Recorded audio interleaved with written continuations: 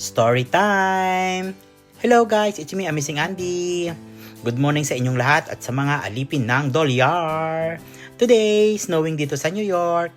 Feeling Elsa tayo pero commuter version. Ang peg ko, cute lang pero ang lamig. Nanonood hanggang sa kaluluwa besh.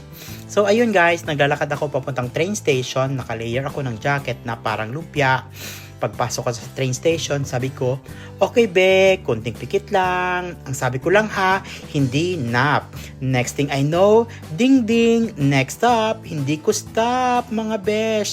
Nasa ibang train station na ako, lumampas ako.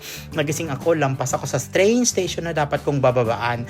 Parang love life, late na, na-realize ko na, it's too late. Bumaba ako sa maling train station.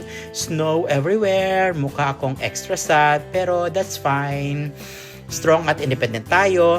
Sabi ko sa self ko, kaya ko to, hindi tayo uuwing luhaan. So what I did, sumakay ako ulit sa train station, konting post, konting dasal, at guys, nakarating ako sa work.